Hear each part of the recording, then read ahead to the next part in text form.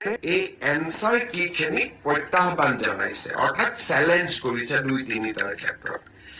ইয়াৰ ক্ষেত্ৰত সিদ্ধান্ত লবলৈ 11 মাৰ্চ তাৰিখে এক্সপাৰ্ট কমিটি তেওঁলোকে এখন বৈঠক আহ্বান কৰিছে যে যিসকলে এনসাৰ কি চ্যালেঞ্জ কৰিছে তেওঁলোকৰ যি আমাক কৈছে যে আপোনালোকৰটো ভুল আমাৰটো শুদ্ধ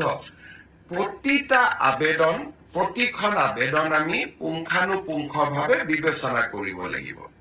যাতে আমাৰ ভুল হলেও আমি শুদ্ধ কৰি নিজকে ল'ব পাৰো দিলীপ শইকীয়া ডাঙৰীয়া আমাৰ অসম ৰাজ্যিক বিজেপিৰ সভাপতি তেখেতেও এই ব্ৰডকাষ্ট চাই আছে দিলীপ শইকীয়া ডাঙৰীয়াক মই বহুত ধন্যবাদ জনাইছো যে আপুনি এই ব্ৰডকাষ্ট চোৱাৰ বাবে অলপ সময় উলিয়াইছে আপোনাক বহুত ধন্যবাদ জনাইছো এতিয়া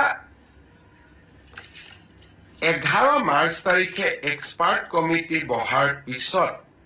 আপোনালোকক মই জনাব পাৰিম যে আমি কেতিয়া পোষ্ট গ্ৰেজুৱেট টিচাৰৰ পৰীক্ষাৰ ফলাফল দিব পাৰিম সেই ধৰণে এলপি এমই পৰীক্ষাৰ ফলাফলৰ বিষয়েও আজি যেনেকে অসম আৰক্ষীৰ বিষয়ে মই একেলগে জনাইছো 11 মাৰ্চৰ পিছত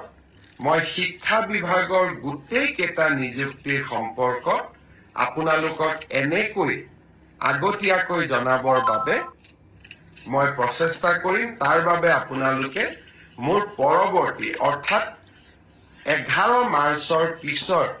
কোনোবা এটা ফেচবুক লাইভৰ অনুষ্ঠানৰ বাবে অপেক্ষা কৰিব লাগিব পুনৰ এবাৰ